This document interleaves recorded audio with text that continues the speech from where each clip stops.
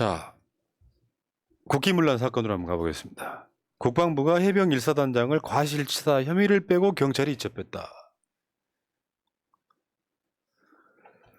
그런데 오늘 박정훈 대령 측은 임성근 1사단장을 고발했습니다. 경찰에.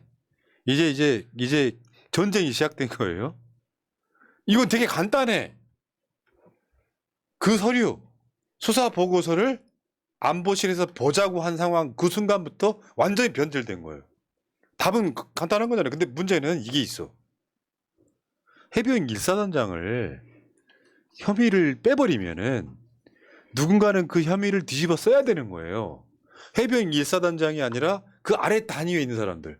지금 보니까 해병 구조가 어떻게 되는지 잘 모르지 안 나왔으니까 해병 사단이 있고 그 밑에 여단들이 몇 개 있을 거고 그 다음에 대대들이 있을 거란 말이에요. 사단장 빼니까 그 밑에 있는 대대장들이 뒤집어 쓰는 상황이에요. 대대장들이 허리 아래로 입수하게끔 무슨 그 구명조끼도 없이 입수하게끔 지시한 사람이 돼버린 거예요. 지금 그럼 이제 완전히 아사리판 나는 거지. 저도 뭐 군대를 못 갔다 와서 다녀오시죠 지금이라. 자원이 이렇게 하세요. 이거 지금 지휘체계 총 8명이었잖아요 처음에. 그런데 4명을 뺐다라는 겁니다. 장성급 지휘부는 4명을 뺐다. 근데 뺀 가운데는 정부의 개입이 있었다. 윤석열 정권의 개입이 있었다. 그리고 지금 혐의가 있다라고 경찰에 이첩한 사람은 2명이다라는 거잖아요. 그래서 지금 직책을 언론 보도 나온 것도 다 찾아봤더니 투스타 사단장 뺀 거예요. 그리고 여단장 뺀 거고 중대장, 현장 간부 이렇게 장성급 지휘부만 뺀 거고 그 4명 남잖아요. 그 4명의 중간에 낀 대대장 2명이 있습니다. 그러니까 중간에 딱 껴 있어요. 그런데 또 국민들 눈치는 봤는지 중위야 그 아래에 중위야 상사가 있었습니다. 우리 중위야 상사 정도는 알지 않습니까? 중위야 상사는 또 현장에서 지휘 책임을 갖는 것까지는 아니다. 그래서 또 뺀 거예요. 얼마나 비열합니까 지금? 그러니까 이게 골 때린 사건이에요. 이게 경찰에 넘어가도 사실 큰 기대는 할 수가 없는데. 아 맞아요. 자, 문제는 대대장 측에서는 이제 혼자 지시 안 했다고 반발하는 거고, 이것도 이제 법적인 문제가 생길 거라고 보고요. 어저께 국회에서 이종섭이 김태효랑 임성근이랑 MB 청와대에서 같이 근무했던 그 이종섭이가 어제 국회에서 한 말 중에 재미있었던 게 자기가 결재할 때 있잖아. 확신이 있어서 결재한 것은 아니었다. 저 말은 뭐 역대급 코미디가 아닐까 싶어요. 그러니까 그 결제가 그거잖아요. 8명이 혐의가 있다라는 보고서에 임성근 포함? 네, 다 포함해서 보고서에 결재를 했고요. 이거 칭찬까지 했다고 또 증언까지 있잖아요. 근데 왜 바뀌었냐고 했더니 뭐라고 말을 못 하더구만. 그래서 내가 그거 보면서 그랬지. 했어. 하긴 한 거죠. 확신이 있어서 한 건 아니었지만 그래도 했기 때문에 결제를 했기 때문에 책임을 져야 되지 않습니까? 그러니까 내가 확신이 없어서 결제는 했어도 책임은 져야죠. 그게 국방부 장관의 자리 아닙니까? 그런데도 이 정부의 장관들은 아무도 물러나지 않고 사과하지 않죠. 이게요, 그때가 거기가 예천이었죠, 예천. 거기 가면은 이제 그 지휘본부라는 걸 만들고 이제 대민 지원하고 있잖아요. 그때 해병대 지휘통제본부 회의 내용이 이거예요. 사단장이 강물에 들어가 수색할 것을 지시했고 무릎 정도까지 들어가라. 그러니까 뭐 허리 아래까지 들어가겠다 뭐 이렇게 되면서 상부의 승인을 받았다. 결국에는 해병 1사단장이 그 명령을 내린 거 상황을 다 알고 있었던 것이 사실상 대부분 다 드러났는데 M1 대대장들한테 지금 뒤집어 씌우고 있는 사건. 그래서 포병 7 대대장은 내가 그렇게 지시 안 했다. 왜냐하면 이게 총 책임자가 돼버린 상황이에요. 해병대 포병 7 대대장은 내가 이제 뒤집어 쓰게 생긴 거예요. 사람이 죽은 사건에 대해서, 최수근 상병 돌아가신 사건에 대해서 직접 혼자 지시한 건 없다. 당연한 거 아닙니까?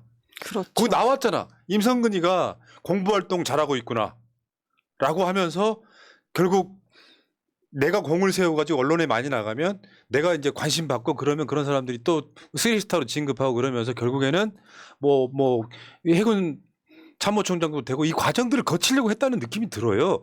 언론에 많이 나면 좋은 거니까 상황이 그런 거고. 대대장들은 지금 윗선 지시가 있었다고 얘기를 하잖아요. 그런데 군인들은 어떻게 윗선 지시가 없이 현장에서 그것도 무릎까지만 들어가는 것을 아니다. 허리까지만 들어가라. 허리까지 괜찮으니까 들어가라고 어떻게 할 수가 있습니까? 이것은 있을 수가 없는 일이고요. 저는 또 제가 좀 이상하다. 이거는 좀 눈여겨봐야 된다라고 생각했던 건 뭐냐면 박정훈 대령 있잖아요. 박정훈 대령이 그 전에 뭐라고 주장을 했었냐면 윗선에서 대대장 이하로 과실치사 혐의로 축소하라는 어떤 외압을 받았다라는 것이 먼저 나왔습니다. 그런데 이 보고서가 딱 그 대령이 말했던 그 외압을 받았다고 얘기했던 그 결과로서 지금 보고 이렇게 나왔다라는 결과가 나왔다라는 것에 우리는 주목하지 않을 수가 없습니다. 핵심은 그거예요. 박정훈 대령이 국가안보실이 결과 보고 우리도 좀 보여달라라고 한 요구에 수사 중이라 거부하면서 뭔 상황이 벌어졌느냐.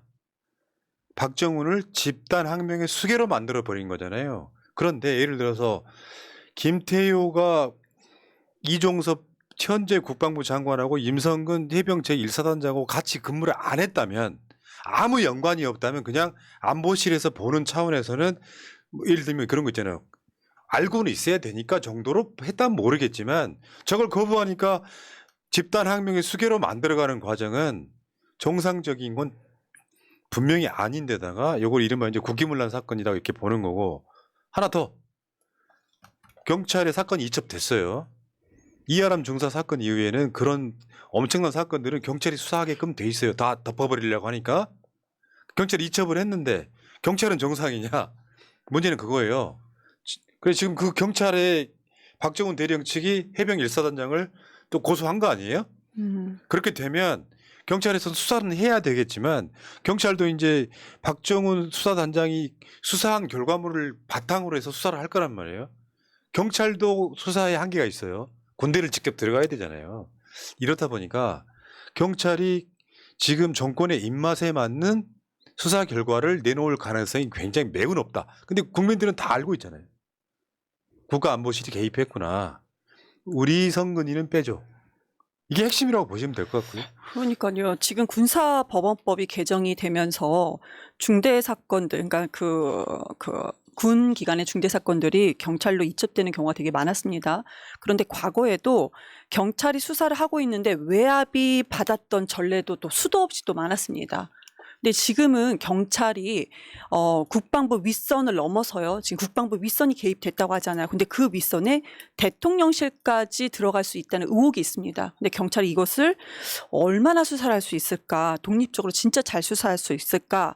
이것은 경찰의 몫이기도 한데요. 현재 윤석열 정권에서 경찰이 제대로 수사할 수 있을까라는 의문은 분명히 남습니다. 근데 저는 이런 상황에서 항상 좀 답답한 것은 저는 이제 정치를 하려는 사람이기 때문에 그럼 우리 민주당 야당에서는 어떻게 해야 되지? 라는 의문이 좀 항상 그런 어려움이 있기는 합니다. 그래서 예. 이렇게 방송에서 말씀드릴 때는 이렇게 말씀드릴 때 왜 그런지 모르겠어요. 국민께 좀 죄송한 생각 그런 생각이 좀 근데 들어서. 지금 방법이 있어요. 오염수 방류, 뭐 이동관, 뭐 이런 분들 다 섞어가지고 일제히 다 장애로 나와야 된다니까요.